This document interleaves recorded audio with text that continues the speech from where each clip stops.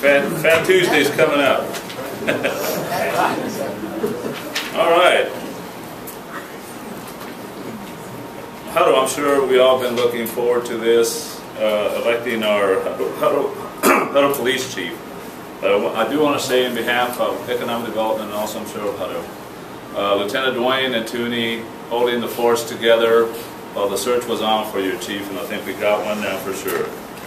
Peter Scheets began his law enforcement career in 1996 with the city of Bryan, Texas. He has held numerous positions with the city of Bryan, including patrol officer, detective, patrol sergeant, detective sergeant, assistant chief, deputy chief, and even acting chief of police. Peter's position at the time of his hiring as Hutto's police chief was assistant chief of administrative services bureau. Prior to his service in Bryan, Chief Scheets served meritoriously in the United States Army. Chief Scheets began work for the city of Hutto on January 9th, 2012. Welcome, Police Chief Scheets.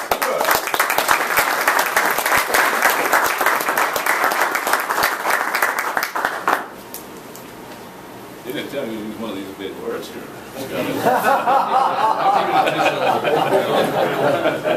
It's easier to pronounce if you just say cheap seats.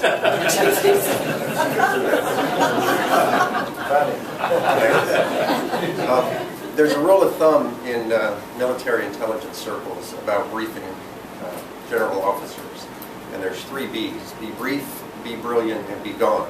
So today I'm going to try to achieve 2 out of 3 of those. So you rate me on that.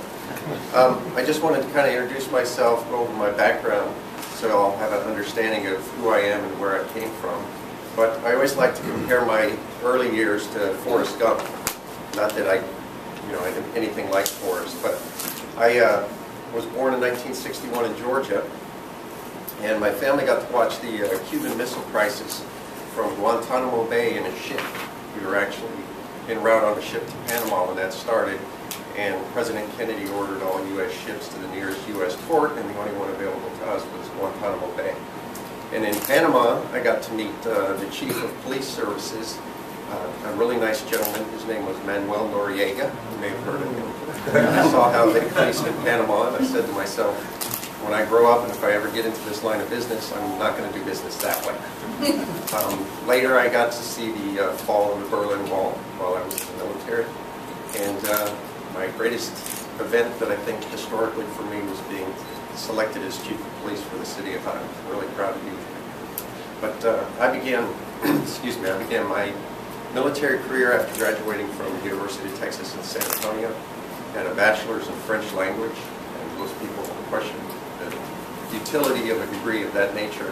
But I wanted to be positioned in a field where I could move outside of Soviet bloc countries. At the time, the Cold War was going on, and this gave me an opportunity to work in countries in North Africa and various French-speaking countries. So that degree took me places that I think other degrees wouldn't have.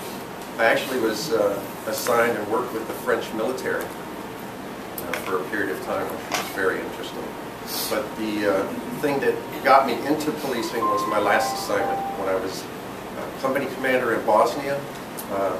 They sent the U.S. Army on a peacekeeping operation in Bosnia, and I learned a lot of lessons there. First and foremost is if you want to do peacekeeping, don't entrust it to a whole bunch of people with tanks and M16 rifles. It's just not good.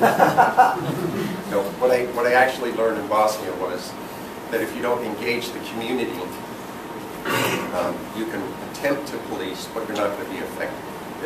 That policing and peacekeeping is actually a two-way street. And if you don't have community support, you're not going to be effective. And I can point to policing in Northern Ireland, policing in South Africa, and you can see there was more military operation rather than communication and a partnership. So after Bosnia, I decided I was going to come back to the United States, come back to Texas, and get into actual policing operations. And I wanted to use the military intelligence techniques that we learned, and I know we have a former MI member in the audience today, but I thought if you use that, use the community input, that you're going to come up with a much better approach to policing. And I was grateful that when I was working for the city of Bryan, I had the opportunity to do that.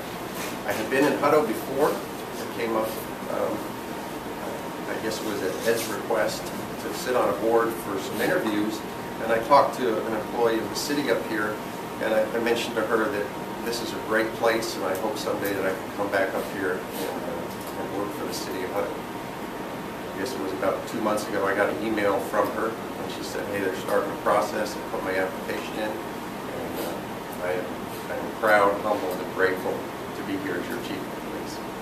Are there any questions? Well, this is an easy group.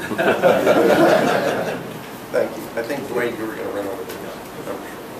Real quick, and I'll get out here. We are proud to have Chief Scheets here with us, and he looks really snappy in his uniform. It looks like he just threw it on, but trust me, there was a lot of prep work that went into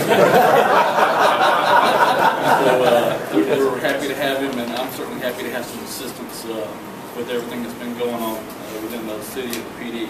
Just real quick, our crime stats, we did another pretty good job last month. We had 32 Part 1 crimes, which is all your major stuff: burglary, larceny, auto theft, arson. Last year we had 33, so we were 1 down. And our Part 2 crimes, we had 22 less Part 2 crimes. What we're really seeing a whole lot of is theft at the high school and the middle schools. So if your kids are taking iPods and cell phones and all that stuff to school, tell them they got to keep them in their pockets, because if they lay it down, it's going to be gone. That's where the majority of our thefts, that's killing our UCR, is the high school and middle school phone thefts and iPod thefts. So, but officers are doing pretty good. We are still we have 2 open positions, so if you know anybody that's T-Close certified, has a Texas Peace Officer license, send them over to us. We'll be glad to put them in our process if they can pass our rigorous hiring process.